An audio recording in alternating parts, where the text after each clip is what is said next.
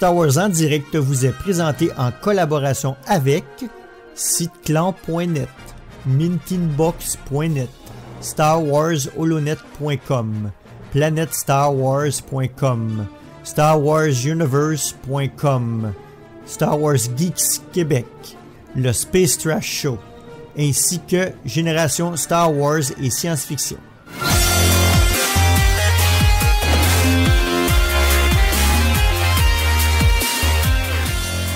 Bonjour et bienvenue à Star Wars en direct, la voix du fandom Star Wars pour cette édition littérature qui sera consacrée à l'audiodrama Dooku Jedi Lost.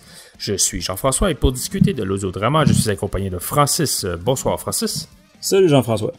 Alors Francis, quoi de neuf côté Star Wars ou Geek pour toi cette semaine?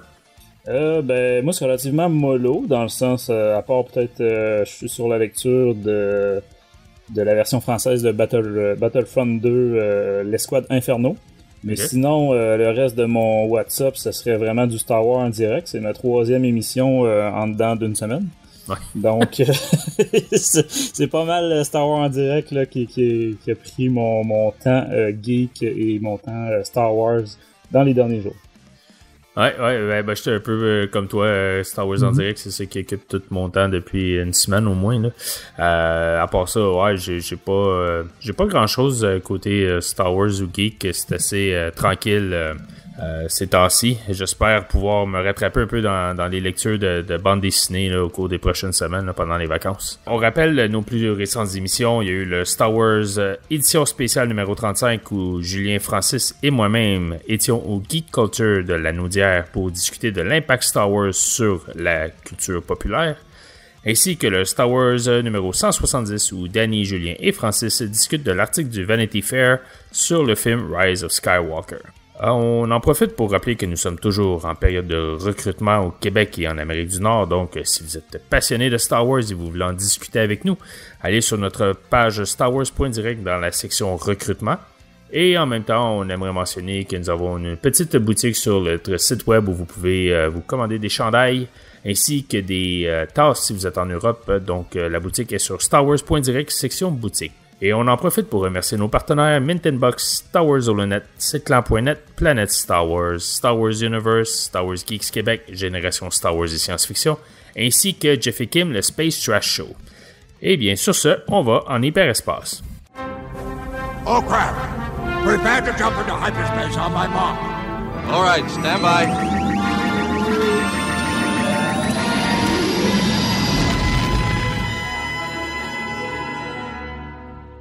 Alors, notre sujet aujourd'hui est l'audiodrama Dooku Jedi Lost qui est paru le 29 avril, si je me rappelle bien. Donc, Dooku Jedi Lost, qu'est-ce qu'il y a de particulier, c'est qu'il n'est pas disponible en livre, du moins pas encore. On a vu que Amazon a un listing pour la sortie physique du livre pour le 3 octobre, mais il n'y a pas eu d'annonce officielle encore. Donc, est-ce que le livre va vraiment apparaître ou pas? On ne sait pas. On va peut-être sûrement avoir des nouvelles d'ici le Comic-Con de San Diego qui a lieu à la fin juillet. On sait que Lucasfilm a toujours un gros panel pour les livres, tout ce qui est côté littérature Star Wars, donc livres, comics, au Comic-Con. Donc, on devrait avoir plus de nouvelles à cette période. Donc, Dooku Jedi Lost, je vais y aller avec le synopsis. Darth Tyrannus, comte de Sereno, leader séparatiste, un sabre rouge dégainé dans le noir. Mais qui était-il avant de devenir le bras droit des Sith? Tandis que Dooku brigue un nouvel apprenti, la vérité masquée au sujet du passé du Seigneur Sith refait surface. La vie de Dooku a commencé par un privilège, celui d'être né dans son paisible domaine familial autour duquel gravite la lune funéraire où reposent les os de ses ancêtres. Mais rapidement, ses pouvoirs de Jedi sont détectés et le voilà amené loin de chez lui pour être formé aux voies de la force par le légendaire Maître Yoda. Au fur et à mesure qu'il apprend à maîtriser son pouvoir, Dooku gravit les échelons, se lie d'amitié avec son camarade Jedi Sifo Dyas et prend à son tour un padawan, le prometteur Qui-Gon Jinn, tout en essayant d'oublier la vie qu'il avait auparavant menée. Il éprouve néanmoins une étrange fascination pour le maître Jedi Lenny Costana, et pour la mission qu'elle entreprend pour le compte de l'Ordre. Trouver et étudier d'archaïques reliques Sith dans le but de préparer un éventuel retour de l'ennemi le plus meurtrier qu'aient connu les Jedi. Tiraillé entre sa vie de Jedi, ses devoirs envers son monde natal et l'alléchant pouvoir des reliques, Dooku lutte pour rester du côté lumineux, bien que les ténèbres commencent à l'envahir. Alors, je voudrais juste remercier Star Wars Universe qui a fait la traduction du synopsis. Donc, on a pris le synopsis sur leur site. Alors, Francis, si on y va avec nos critiques non-spoilers de l'histoire, je vais te laisser commencer. Ouais, effectivement, on va essayer de pas gâcher le punch, parce qu'il y a plusieurs punchs intéressants dans ce livre-là. Donc, on va essayer de laisser la surprise là, à ceux qui comptent le prendre en audiobook. Je préciserais que pour un... là, on dit audiobook, le terme, comme tu disais tantôt, audiorama est peut-être mieux choisi pour celui-là, parce que contrairement à un audiobook où est-ce qu'on a un narrateur, des fois deux, là, c'est vraiment toute une équipe. Donc, on a un narrateur, un acteur, on va dire, là, qui fait la voix de chaque personnage. Donc, c'est quand même... déjà que les audiobooks de Star Wars sont reconnus pour leur qualité, avec toute la mise en scène, la musique, les effets spéciaux, etc. Ben là, en plus, on a vraiment une personne là, par personnage. On a, je sais plus si tu as mentionné l'auteur, mais bref, l'auteur c'est Cavan Scott. Ceux que ça leur dirait quelque chose dans le petit monde de Star Wars, c'est celui qui a écrit, parce que là c'est fini, la série Aventure dans un monde rebelle. Donc, en français, en anglais, je crois que c'était Aventure in the Wild Space, on en fait le même. Mais bref, une petite série là, plus jeunesse. En français, c'est sorti chez la Bibliothèque Verte. Donc, série quand même que j'ai commencé à lire et que j'ai pas détesté. Ça se passe, l'histoire de Jedi Lost, de Dooku Jedi Lost se passe en moins 24, donc on est à l'époque de la République bien avant l'épisode 1. Et comme je disais tantôt, c'est un audiorama. Ceux qui ont jamais pris audiobook, qui hésitaient ou qu'une affaire de 22 heures, mettons, ça leur faisait peur un peu. Ça peut être la bonne occasion de vous y mettre parce que c'est seulement 6 heures. Donc, tu sais, c'est relativement rapide quand même. Ça s'écoute bien, un peu comme nos podcasts, au travail, dans l'autobus, etc. Donc, sinon, pour ce qui est de l'histoire, moi je dirais que c'est vraiment un prologue ou un préquel, là, appelez ça comme vous voulez, assez évident à Master and Apprentice de Claudia Gray, qui est sorti cet hiver aussi, peut-être quelques semaines seulement avant. Ça paraît vraiment là au fil de l'histoire que les deux auteurs se sont concertés de façon sérieuse. Là. Clairement, on a d'ailleurs un personnage créé pour Master and Apprentice qui revient. Celui-là se passe avant Master and Apprentice, mais comment dire, il est quand même fait pour être écouté pour les gens qui ont lu Master and Apprentice et non l'inverse.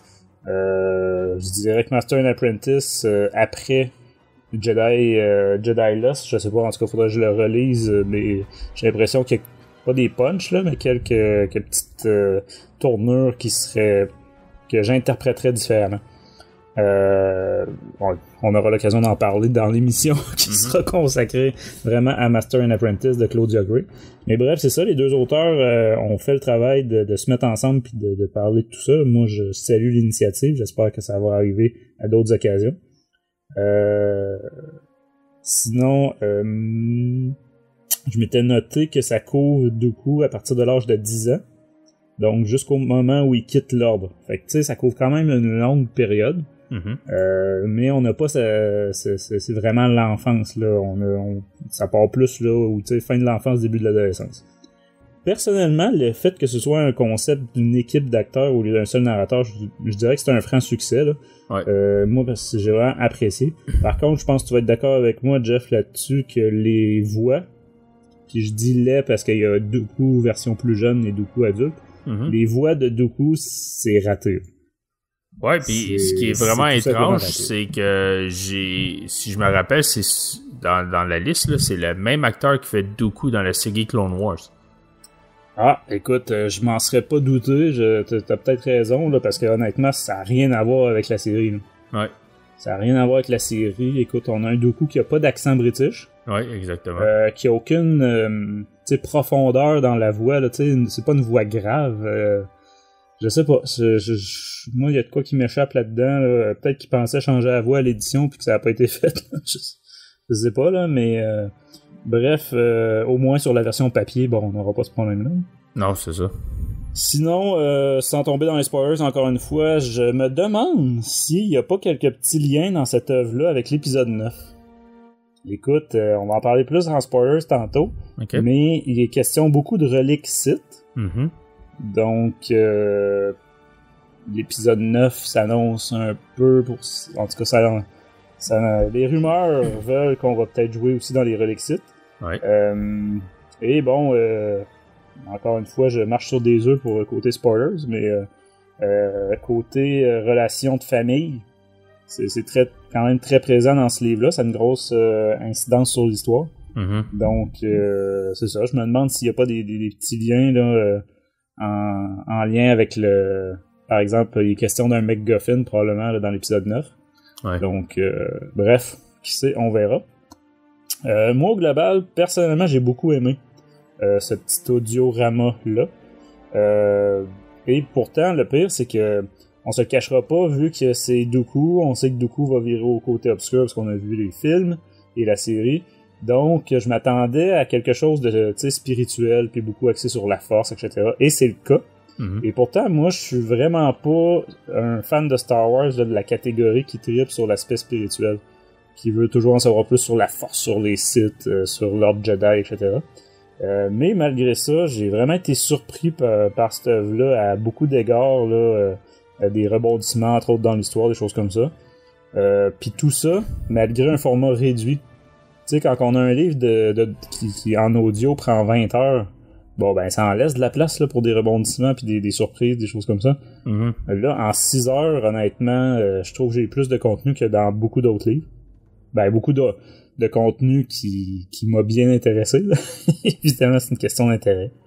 Fait que moi, je dirais que c'est un excellent divertissement. Et je le recommanderais là, vraiment à tous les fans de la période prélogique en particulier et qui voudraient en savoir plus sur Dooku, qui reste, en tout cas, surtout au niveau du canon. En légende, on avait un peu plus de contenu. Côté canon, c'était très limité ce qu'on avait comme contenu. Donc, tu sais, on avait le Dooku version série là, Clone Wars. Mais ça reste que c'était un Dooku qui était déjà dans le côté obscur et qui était en pleine guerre. T'sais, tandis que là, on a vraiment le avant. J'ai trouvé ça vraiment le fun. Moi, je vais lui donner ma note tout de suite au pire, là, avant ta critique, Jeff. Ah, vas-y. Je lui ai donné un bon 18 sur 20. Ouf. Donc, un 90%. fait que, à ta réaction, j'en déduis que sur ce audiorama-là, on sera pas sur la même longueur d'onde. Ah, effectivement, on sera pas sur la... Eh, mais écoute, c'est ça qui fait des bons arguments. Donc, OK, je vais y aller premièrement côté production.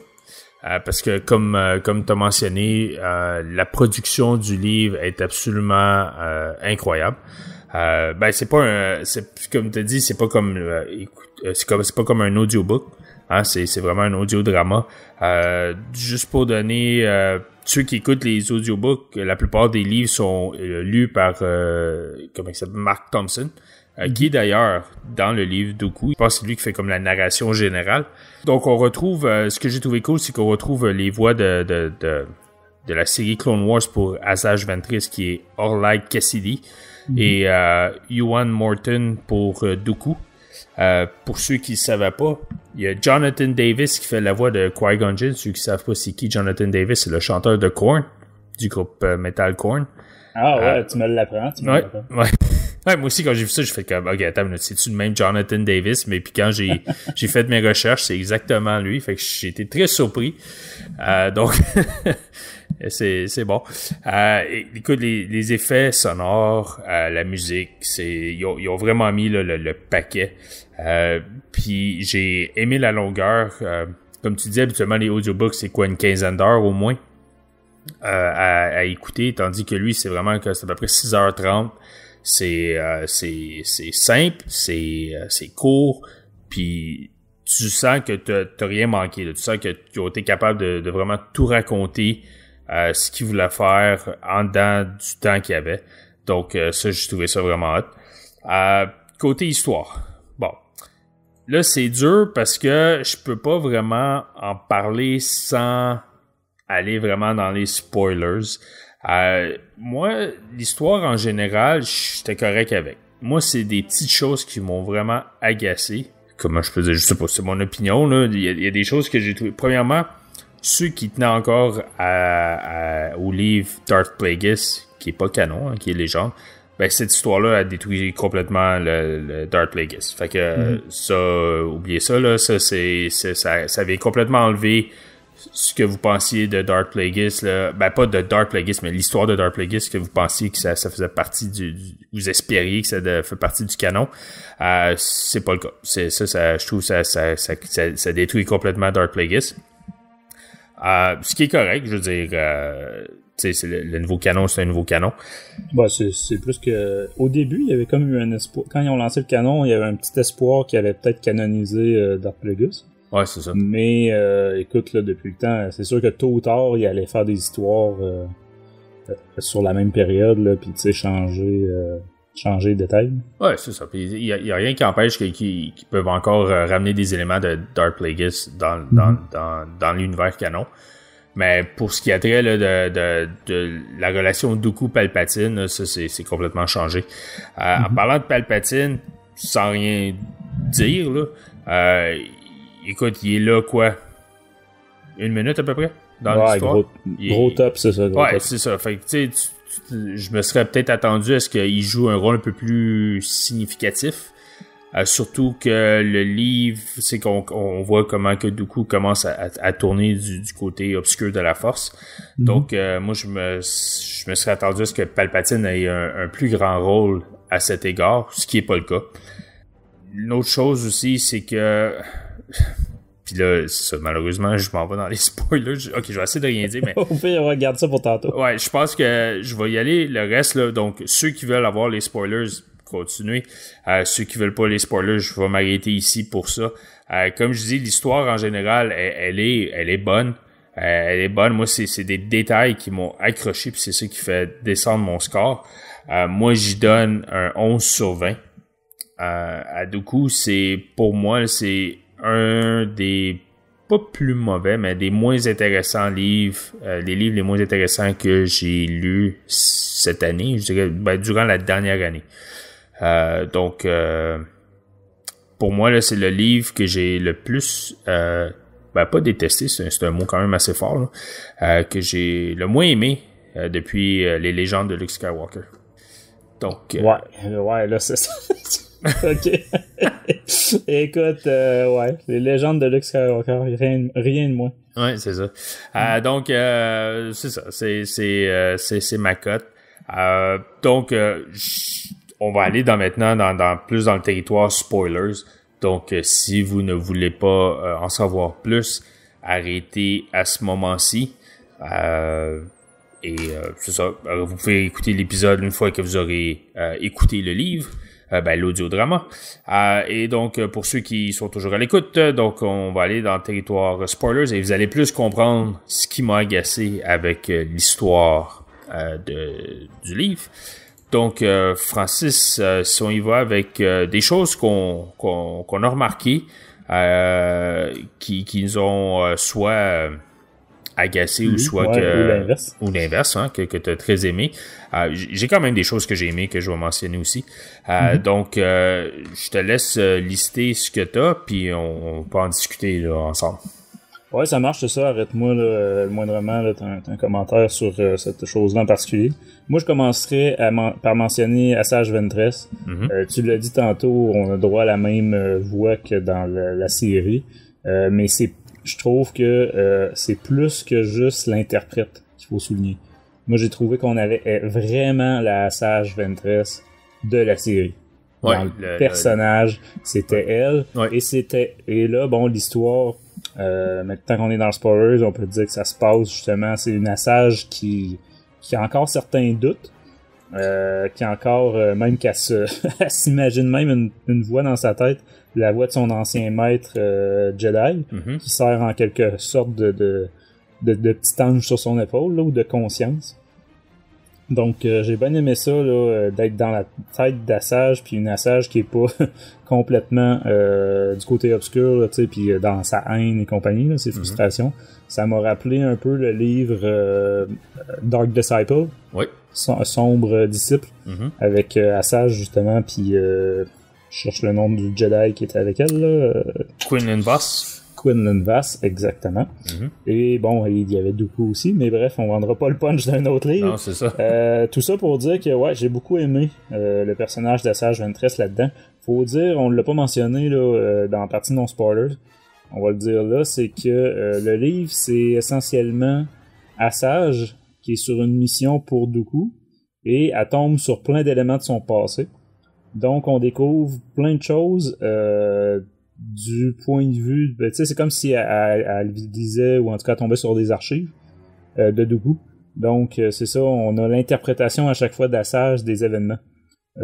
Donc j'ai trouvé ça bien le fun parce qu'en plus il y a énormément de parallèles entre elle et lui. Par exemple au niveau de leur parcours, des Jedi qui ont viré, leur raison de quitter l'ordre Jedi, leur glissement progressif là, vers le côté obscur. Moi j'ai noté la recanonisation du recrutement d'Assage par Dooku dans une fosse, là, dans une arène de gladiateurs là, parce que Assage s'était fait capturer par des pirates. Donc c'est exactement comme dans la série Légende en dessin animé là, de Clone Wars de 2003 je pense. Tarkovsky. Ouais, c'est ça. Donc c'est comme ça que ça se passait dans cette série-là, mais bon, c'était Légende maintenant. Fait que c'est toujours le fun là, quand des légendes redeviennent canon. Sinon, après Assage, j'ai bien aimé aussi la partie, j'ai mentionné un petit peu tantôt, enfance ou adolescence à l'interne de l'ordre Jedi. Pour Dooku, moi ça m'a fait penser à Harry Potter par bout. On est dans les doutes des jeunes élèves là, ou parce que comme tu l'as dit tantôt en synopsis, Dooku se tient beaucoup avec Sifo Dyas. Donc ils font toutes sortes de plans de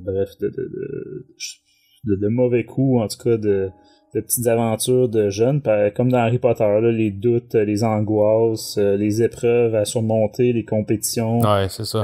les chambres secrètes, c'est ça. les règlements transgressés, etc. Non, tu vois que l'auteur est un fan d'Harry Potter. Là. Ouais, moi ça m'a vraiment fait penser à ça. D'ailleurs, c'est ça, les deux jeunes garnements, on va dire, trouvent d'ailleurs une pièce secrète là, similaire à celle qu'on voit, ceux qui lisent les comics, qu'on voit dans la série comics Darth Vader de Charles Soule. Donc pas la première de 2015, là, mais la deuxième de 2017. Une pièce qui regroupe une tralée de reliques Sith, dont le fameux masque, la mention là, du fameux masque de Momin, un ancien Sith, Seigneur Sith, je suis pas sûr qu'on devrait dire Seigneur Sith, mais en tout cas, du côté obscur, lequel a une très grande importance là, dans l'arc narratif dans Darth Vader, mais aussi dans Lando, le casse du siècle, un autre comics qui était sorti pas mal plus tôt, je pense en 2015. La première série de Lando, là. Ouais, exact, c'était Charles Soule aussi qui l'avait fait. Mais bref, c'est ça, tu sais, quand je disais tantôt en première partie, le côté relique Sith, puis ce que ça permet de faire, ce que ça a comme impact, etc. Donc moi je me demande si quand on va découvrir l'épisode 9 en décembre, si on va pas faire ah ouais ok il y avait tel détail là, c'est vrai que ou quelque chose qui va être une nouveauté pour le grand écran. La seule affaire qu'il y a, c'est qu'au grand écran, c'est pas tout le monde qui lit les livres puis qui regarde les BD ou les séries télévisées. Donc je sais pas comment ça marcherait avec quelqu'un qui a jamais vu ou qui a jamais lu ces livres-là puis qu'il voit ces reliques Sith. Ouais, non, c'est ça. Faut que ça soit amené, justement, que ça soit pas juste les connaisseurs qui apprécient. Ouais, c'est ça. Mais je me dis, c'est ça, c'est le genre de petits détails que les connaisseurs vont juste faire, ah, ok, oui, tu sais, on a déjà vu ça dans un livre ou dans un... Fait que, en tout cas, on verra. Sinon, j'ai noté aussi, moi, ce que j'ai bien aimé, la corruption officielle dans l'ordre Jedi, là, mais tu sais, même jusqu'au sein du Conseil Jedi. Donc, une ancienne Seeker, donc on en apprend plus sur le département des Seekers, donc les kidnappeurs de bébés Jedi, là. si on peut dire. Bref, ceux qui vont trouver les bébés là, qui sont puissants dans la force, on va dire. Ouais, c'est ça, ouais. Et qui les ramènent au temple Jedi. Ouais. Donc, pour faire un petit topo rapide, c'est qu'une de ces Seekers-là est une Jedi qui a transgressé une règle qu'on transgresserait toi aussi, moi pis toi, Jeff, là, si on était Jedi aussi, je pense, qui est celle d'avoir des enfants. Mm-hmm. Et bon, elle s'est cachée pour la grossesse et pour accoucher, et elle a ramené le bébé en disant que c'était le résultat de son travail. Autrement dit, elle a pas dit que c'était son enfant, elle a dit que c'était un des bébés là, dans la force qu'elle a découvert. Donc l'enfant a grandi tout et a toujours caché ça. Elle a fini par atteindre le niveau du Conseil Jedi. Et il y a des criminels, des mafieux de Coruscant qui ont découvert ça. Je me souviens pas comment ça se fait qu'eux l'ont découvert. Là. Je sais que c'était mentionné, mais c'est un détail qui m'a échappé. Ouais. Mais bref, ils la font chanter. Et c'est ça, elle a caché ça toute sa vie. Donc, puis là, le Flo est un padawan aussi. Mais dans le fond, elle, au lieu d'avouer le tout, mettons, à l'ordre, tu sais, au conseil, non, elle comment dire, elle perdure là, dans ses cachotteries, puis ça a des incidences assez tragiques. Mais bref, tu vois que quand on entendait souvent les séparatistes ou les Sith, etc., parler de corruption aussi dans l'ordre Jedi, ou qui ont perdu leur voix, tout ça. Bon, on en a un bon exemple. Ouais. Et bon, pour la punir, il l'a envoyé aux archives, là, travailler avec Joe Castanou. Mais bon, ça semble être la punition presque ultime. Là. Mais en tout cas, un peu comme Ahsoka là, dans c'est ça, dans Clone Wars. Ouais. Mais c'est ça, bref, puis ça dure des années, c'est toutes des Jedi, personne l'a senti, personne s'en est aperçu. Moi j'ai l'impression, la réflexion que je me suis faite en écoutant ça, je me suis dit que peut-être que l'ordre Jedi aurait besoin d'un département d'enquête interne, tu sais. Ouais, écoute.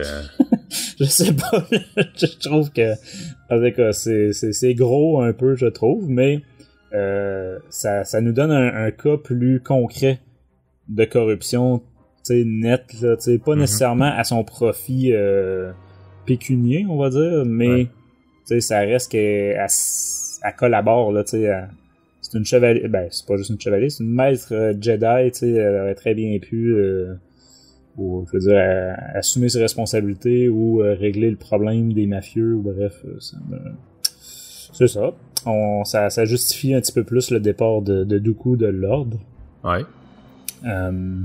Mais c'est ça. Je pense qu'on peut, tu sais, après j'allais dire la lecture, l'écoute de cet audiorama-là, je pense qu'on peut maintenant affirmer au niveau du canon, là, clairement, que Dooku n'était pas dans le côté obscur du tout quand il a quitté l'ordre. Donc, tranquillement, pas vite, il y avait eu une influence, de la découverte de plein de faits, là, mais je pense pas qu'on peut dire qu'il était du côté obscur quand il a quitté l'ordre Jedi. Je pense qu'il était encore rempli de bonnes intentions au départ. Tu sais, sa cause était juste. Et t'en as parlé tantôt, il rencontre le sénateur Palpatine. Ouais. Mais c'est intéressant que toi, tu disais que t'étais déçu, que tu te serais attendu à en avoir plus. Moi, au contraire, ça fait partie des choses que j'étais content, justement, que, bon, on le mentionne, il rencontre Palpatine, mais tout ça est pas causé par Palpatine. Tu comprends? C'est pas une grosse manipulation de Palpatine depuis le début. Ouais, c'est vrai. C'est vrai. Tu comprends? Il est pas responsable des événements, contrairement à ce qui se passe dans toute la saga Skywalker. Ouais. Là, tu sais, c'est indépendant, puis il a vu quelqu'un qui pouvait être un allié, ou en tout cas un bon outil, puis il a sauté sur l'occasion, puis... Mais ouais, c'est ça, j'ai trouvé ça, c'est l'inverse. J'étais quand même content là, que Palpatine n'ait pas un gros rôle dans l'histoire. Juste une petite mention, tu sais, qui nous montre comment justement ils se sont rencontrés, là, tu sais. Je me suis noté aussi que c'est ça, on n'avait jamais eu vraiment sa perspective. Je l'ai mentionné un peu tantôt, mais tu sais, dans Clone Wars, on a un peu par bout la perspective de Dooku, mais tu sais, jamais vraiment en profondeur. Je veux dire, par exemple, quand Palpatine lui ordonne de tuer Ventress. Ouais. sais, clairement, il est pas de bonne humeur, il est pas d'accord avec ça, mais il obéit. Mais tu sais, on n'avait jamais là, son point de vue de la situation.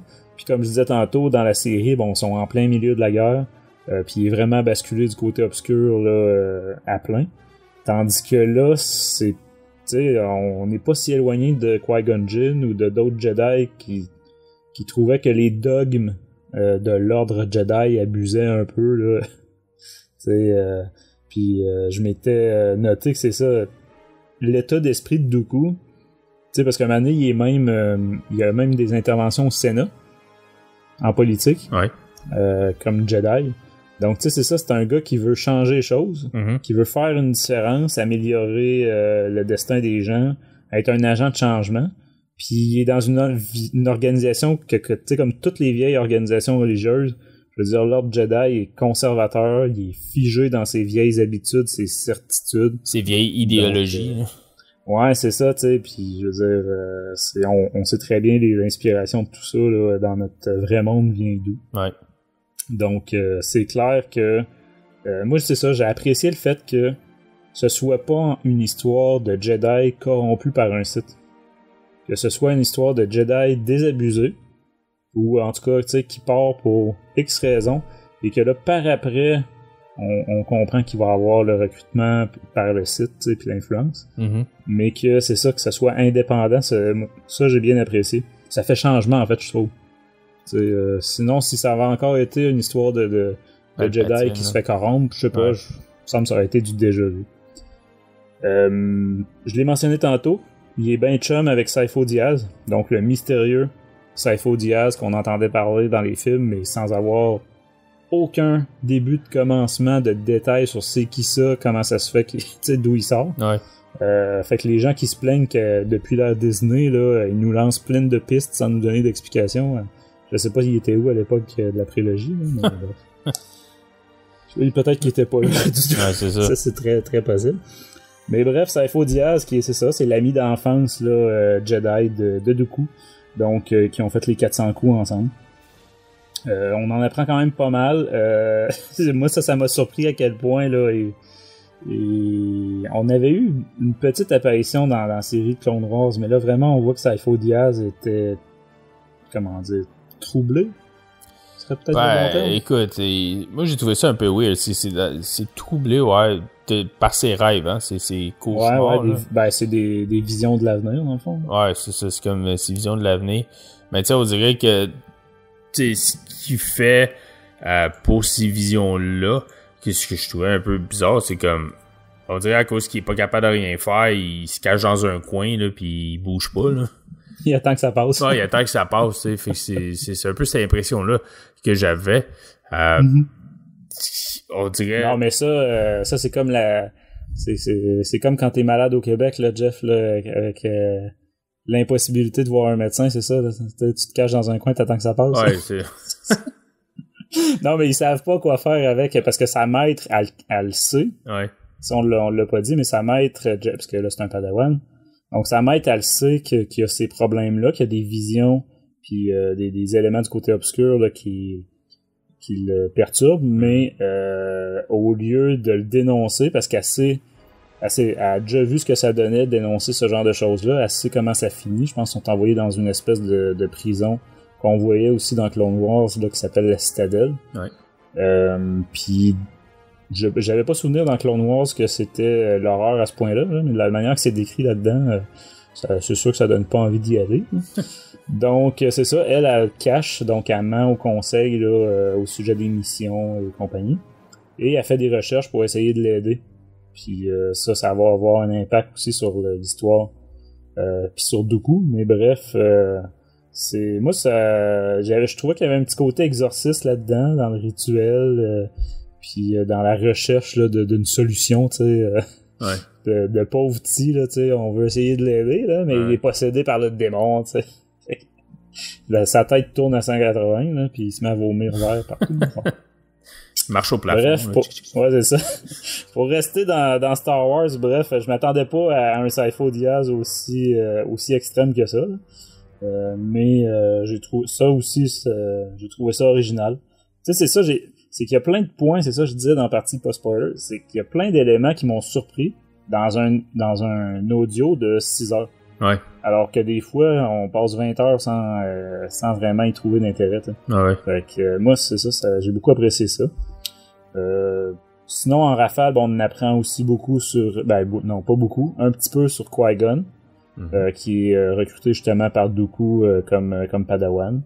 Un peu sur Yoda aussi.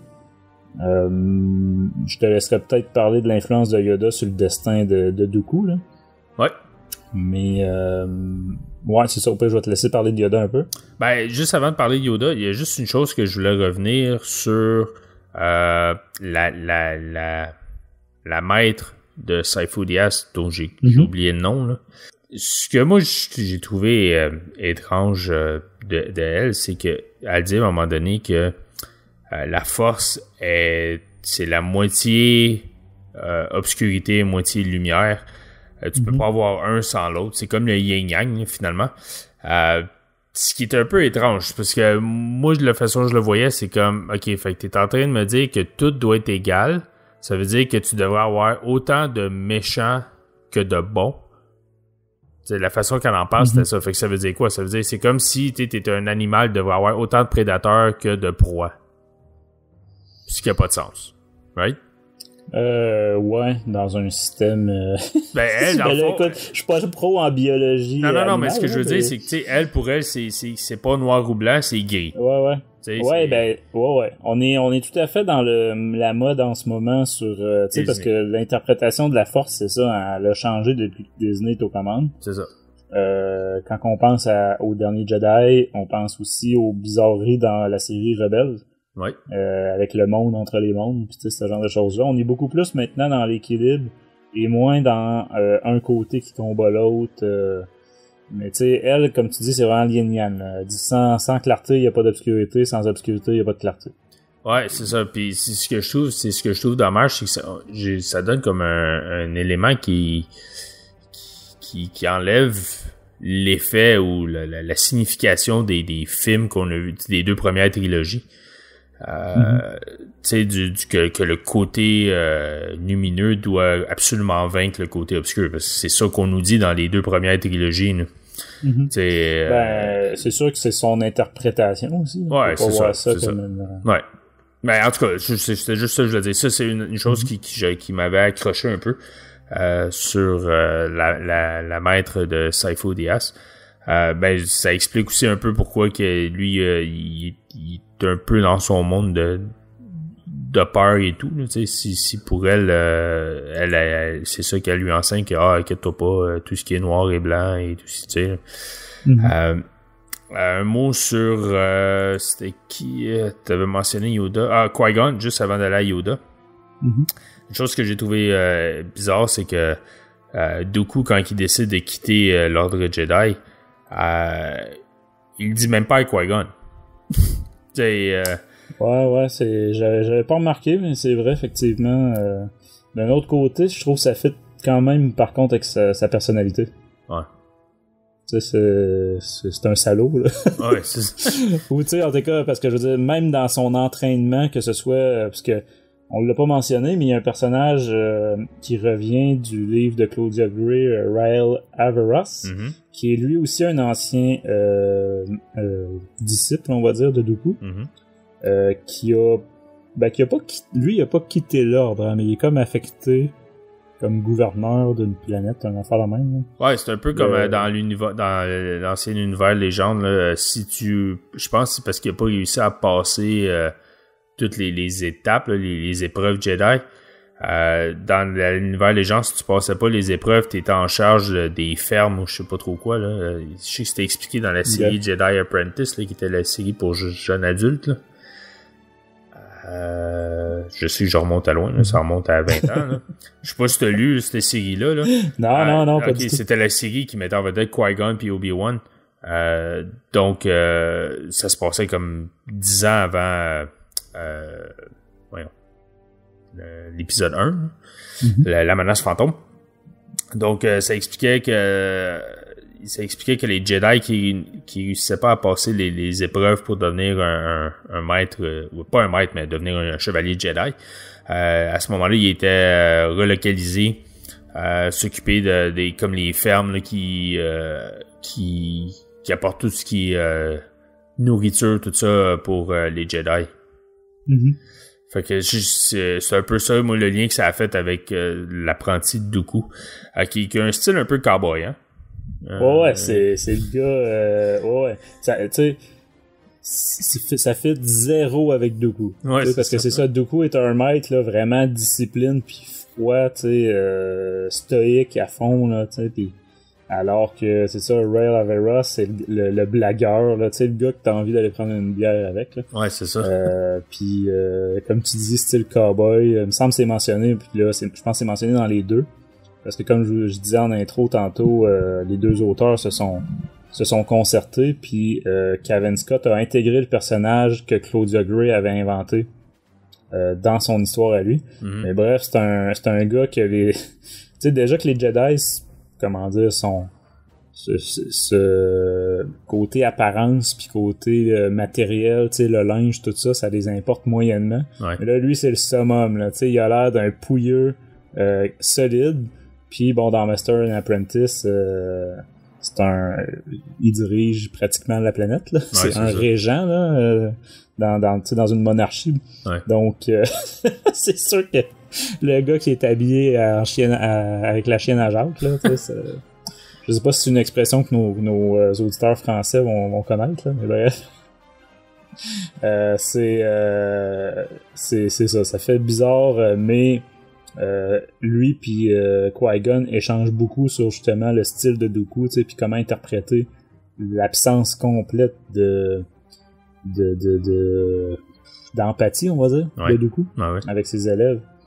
Mais c'est pour ça que, comme pour revenir à ce que tu disais, le fait qu'il n'y ait pas rien dit à Qui-Gon, bon, j'ai trouvé que c'est ça m'a pas spécialement surpris, ça m'a pas marqué. Puis je fais encore un autre lien avec Master and Apprentice, mais sans tomber dans les spoilers, ben il y a une bonne partie de l'arc narratif, en tout cas au moins le début, là, le premier tiers de Master and Apprentice qui tourne un peu autour de ça, sur est-ce que Qui-Gon va dire quelque chose d'important à Obi-Wan ou pas. Mais bref, ça sera dans une autre émission. Ouais. Mais c'est ça, c'est tellement lié ces deux histoires-là là, que si vous prenez un, prenez l'autre. Prenez les deux ensemble là, parce que vraiment les connexions sont très très très grandes. Ouais, puis c'était un peu weird à un moment donné, ce gars-là, il voit Palpatine puis il l'appelle par son prénom Sheev. Tu sais, il l'appelle Sheev, pas. Ouais. C'est pas le sénateur Palpatine ou rien de ça, là. C'est non, hey Sheev, what's up? C'est ça. C'est le gars qui fait exprès pour moi le décorum, je m'en fous. Pis, ouais, c'est ça. Et il provoque, là, tu sais. Ouais. Donc, si on y va avec Yoda, j'ai deux choses à Yoda que je vais dire qui se contredit complètement. Okay. La première, c'est que donc quand Dooku décide de quitter l'ordre Jedi, c'est la réaction de Yoda, j'ai trouvé qu'elle était un peu pas bizarre, mais on dirait qu'il c'est pas grave. Pour lui, c'est pas grave. C'est comme, ok, c'est pas grave, garde ton sable laser, tout est cool, have fun. C'est vrai qu'on a une petite procédure, là, genre sitcom américaine policière, là, qui remet son arme et son badge. Ouais, c'est ça. Mais c'est ça, quoi. Dooku veut lui remettre son sable laser, puis Yoda, il dit non, le cristal t'a choisi, donc ton sable appartient pas à l'ordre, etc. Ouais, c'est ça. Fait que, tu sais, pour moi, là, tout ce qui est, tu sais, l'emphase qu'il y avait sur les 20 perdus, là, qu'il y avait dans l'attaque des clones, pour moi, ça, c'est... Écoute, Dooku a aucune signification, là, ça n'a aucune signification pour Dooku, là, tu sais, dans mon sens, dans le sens que, tu sais, quand l'attaque des clones est sortie, puis que, tu sais, on avait lu la version livre de l'attaque des clones, puis qu'il parlait des 20 perdus, puis que Dooku c'était tu sais pourquoi qu'il avait quitté, puis tout ça on sentait, c'était comme dramatique là, c'était comme tu sais il y a juste 20 Jedi qui ont quitté l'ordre. Mais là, tu regardes la façon que Dooku est parti, puis c'est comme, ouais, pas de problème. Vas-y, mon chum, on va se revoir, puis écoute, on s'invite à souper un jour, puis that's it. Non, mais c'est ça. Là, j'étais comme, ben voyons donc. Moi, sur cet aspect-là, je suis d'accord avec toi. C'est vrai que, déjà, c'est ça, je voulais en parler après des 20 perdus, là. Parce que là, à cette époque-là, ça s'appelle pas les 20 perdus. Ouais. Dans le fond, là, on en apprend pas mal. On apprend, entre autres, que il y en a vraiment un, parce qu'il y en a plusieurs qui sont partis pour aller diriger des affaires ailleurs, des choses comme ça. Mm-hmm. Il y en a vraiment un qui est parti, qui est devenu un seigneur Sith, là, puis qu'il a fallu que l'ordre le combatte. Mm-hmm. Par contre, de mémoire, il y a aucun des noms cités que c'est des personnages qu'on connaissait dans le canon ou même avant. Donc, c'est vraiment tous des noms inventés. Mm-hmm. Mais je suis d'accord avec toi, ça a plus l'importance, comme tu dis, que ça avait. Par contre, faut se rappeler que le livre de l'épisode 2, tout ce qui est dans le livre qui n'est pas dans le film, est légende. Non. Les livres sont considérés canon. Non, ça c'est une erreur que plusieurs personnes font. Ah? Je te dis, t'iras vérifier ça, mais je la vois souvent passer, cette erreur-là. Les livres sont effectivement canon, mais uniquement ce qu'il y a aussi dans les films. Donc, que ce soit l'épisode 2, que ce soit tout le contenu supplémentaire dans l'épisode 3. Je pense que c'est celui-là là, que le monde a vraiment trippé, là, celui de la revanche des Sith. Okay. Mais c'est ça, tout ce qui est pas dans... Tout ce qui viendrait contredire le canon est pas considéré canon. Puis c'est pour ça aussi qu'il n'y a pas eu de réédition et compagnie. Fait que, mais c'est quelque chose là que effectivement je vois passer ça une fois par 2 mois max, là, même plus souvent, que les gens pensent que les livres, les adaptations en livre des films originaux sont canons, mais ils le sont dans la mesure où ils contredisent pas le film. Ou tu sais, ils contredisent pas autre chose du canon. Mais c'est vraiment je te dis, c'était l'ambiguïté là qu'il y a eu en 2015 quand ils ont fait la séparation entre les légendes et le canon. Mais l'extrait des 20 perdus, là, c'était une scène inédite de l'attaque des clones aussi. Il me semble que c'était sur la version DVD. Que Obi-Wan en parle avec Joe Castanou. Avec Joe Castanou, hein. Ouais, effectivement, devant la statue de Dooku, justement. Ouais. Ben, la statue, le buste de Dooku. Mais, ouais, c'est ça. C'est la même chose, les scènes inédites. Ils sont pas canons non plus. Fait que, malheureusement, parce qu'il y en a des très très bonnes, là, surtout dans l'épisode 3. Mais, bref, pour revenir à Dooku Jedi là, j'ai quand même apprécié d'en apprendre plus sur justement les 20 perdus, qui s'appellent pas comme ça avant. Mais en même temps, j'ai quand même pas été surpris de la réaction à Yoda, dans le sens que sans tout connaître, parce que visiblement Yoda est pas omnipotent, là, pis tu sais, il sait pas non-stop là, tout ce qui se passe partout. Mais je pense qu'il est capable de lire que tu sais, essayer de garder Dooku, tu sais, essayer de le punir d'une quelconque façon, ou tu sais, ce serait juste la pire des idées. Ouais. Fait que moi, je l'ai plus interprété comme, garde, ok, séparation à l'amiable, tu sais, puis en espérant que ça devienne pas de mode. Mais ouais, c'est ça. Ça m'a pas choqué de ce côté-là, là, le comportement de Yoda. Mais je suis d'accord avec toi là, que ouais, ça vient alléger, on va dire, l'importance de ces fameux 20 perdus. Ouais. Je m'étais noté une petite référence plus ou moins en fait vraiment pas très importante, mais je sais pas si quand t'as lu ou entendu le passage sur le dragon de Sereno. Oui. Parce que Dooku réveille une bête ancienne là, mythique, on va dire, là, ou ben, semi-mythique là, sur la planète. Donc moi je sais pas, tout de suite là, ça m'a fait ok, c'est une autre bête de Zilo. Donc la bête de Zilo ça, hein? Dans la série de Clone Wars, qui était une bête là, qui résistait, immense, que les clones avaient déclenché en faisant exploser une bombe expérimentale là, par-dessus les droïdes. Fait que c'est ça, une bête qui était enfouie, je pense, sous terre, puis que c'est ça, immense, puis qui résistait au sable laser, etc. Fait qu'il y avait eu un arc de au moins 2, peut-être 3 épisodes là-dessus. parce que là, la bête était ramenée à Coruscant et compagnie. Mais vraiment, le dragon, moi, ça m'a tout de suite fait penser à ça. Là. Je me suis dit, ok, je sais pas, il me semble que c'est... Il y a peut-être juste l'aspect qui... Je me souviens plus si dans l'audiorama, il résiste au sable laser. Je sais pas si tu te souviens. Non, je pense pas. Ouais.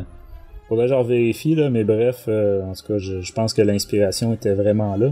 Mais je mentionne que c'est pas du tout la même planète, là. Dans Clone Wars, je me souviens plus c'est quoi le nom. Hein. Non, mais c'est pas Serenno. C'est pas Serenno du tout. Ouais.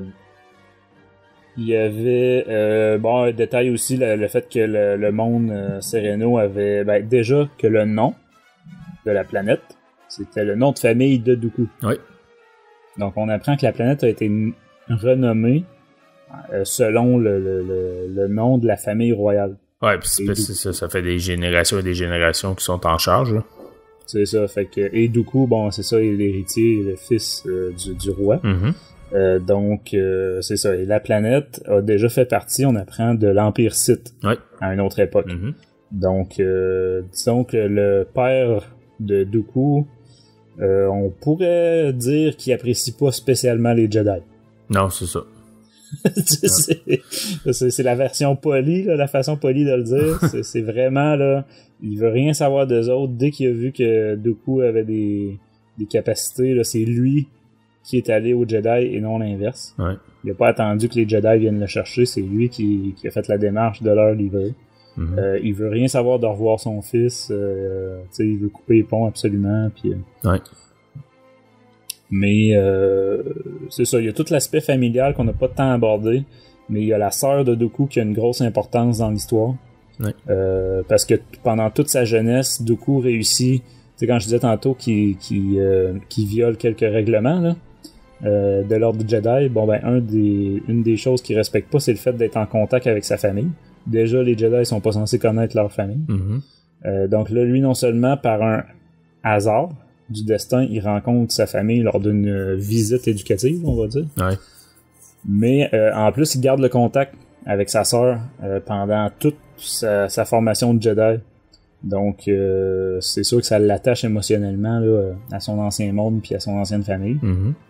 Il y a son frère aussi qui est dans l'histoire, mais qui a pas un rôle énorme. Là. C'est vraiment le père là que on pourrait dire un tyran, là, ou en tout cas c'est comme Tywin Lannister si vous écoutez Game of Thrones.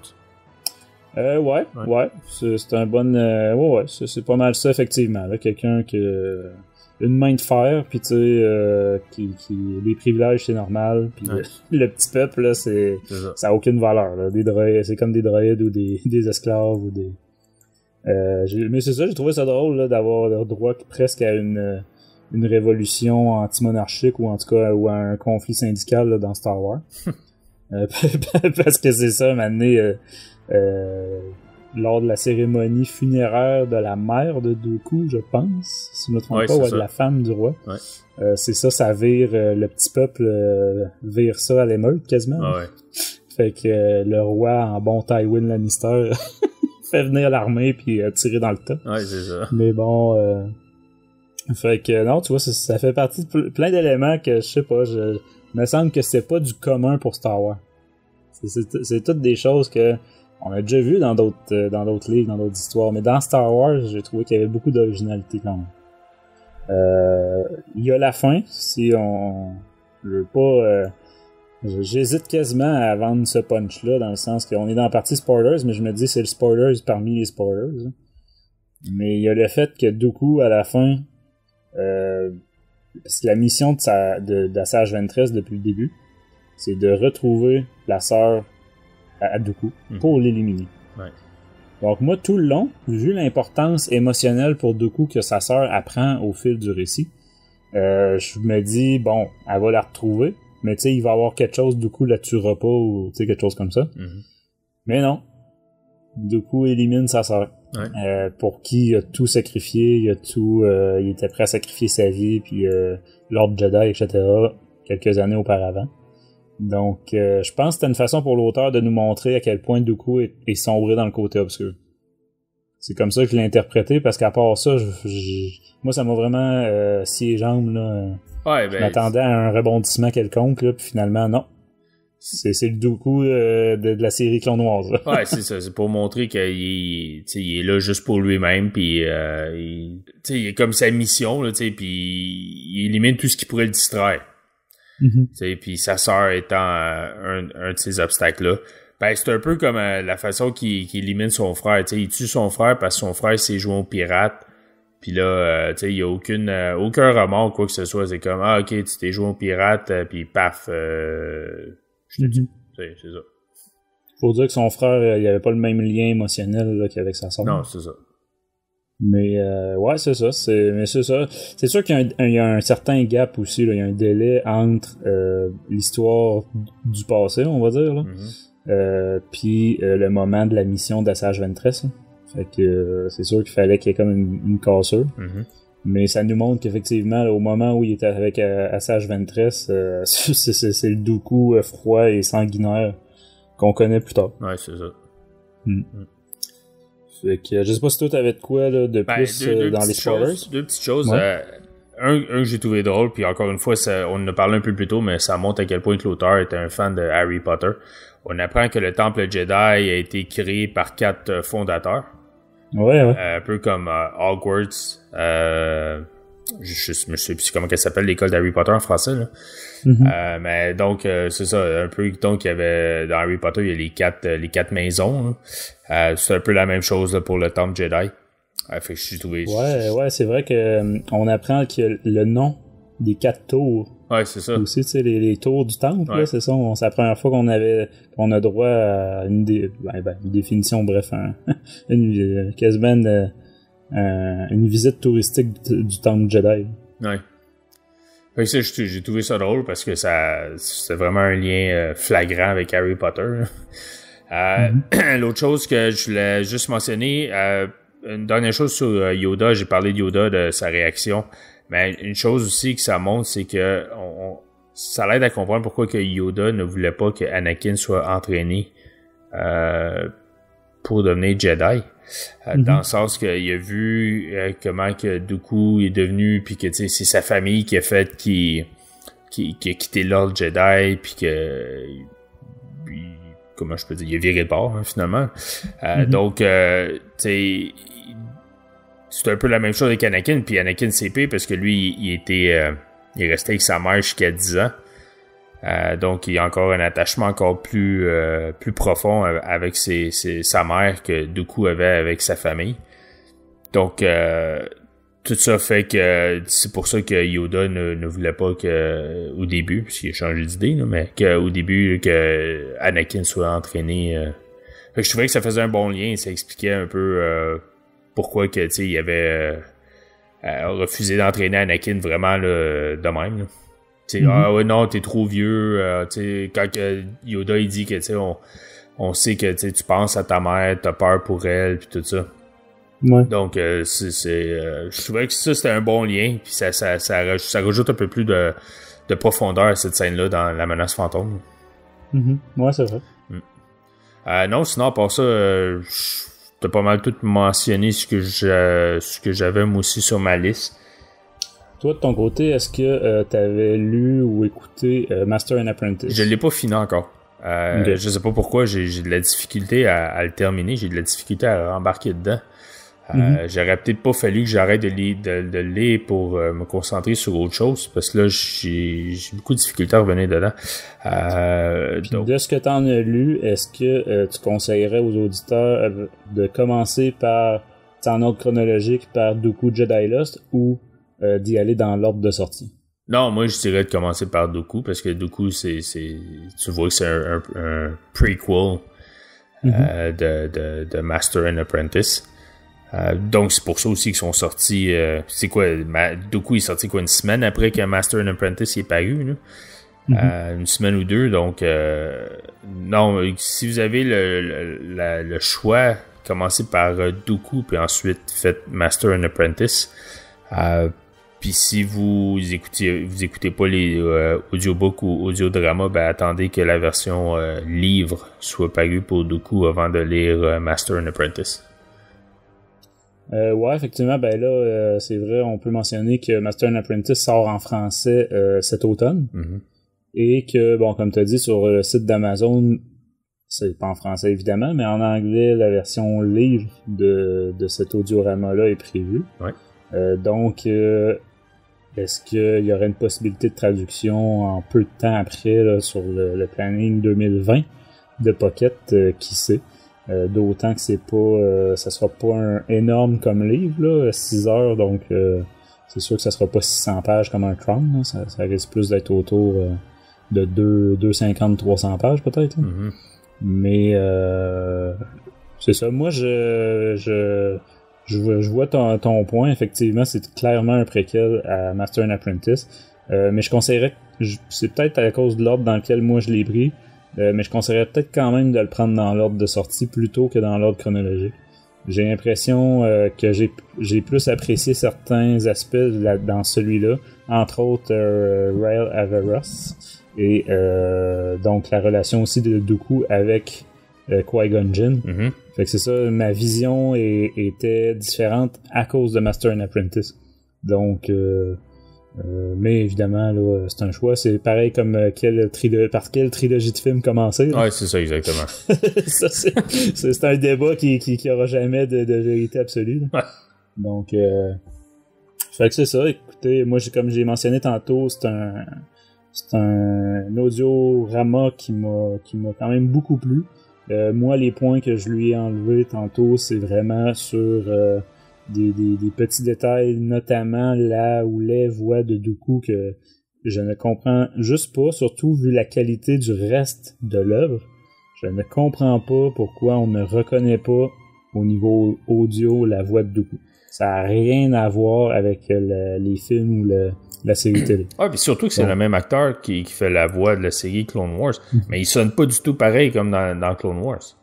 Ouais, je sais pas ce qui s'est passé de ce côté-là, mais bref. Sinon, j'ai beaucoup aimé. Mm-hmm.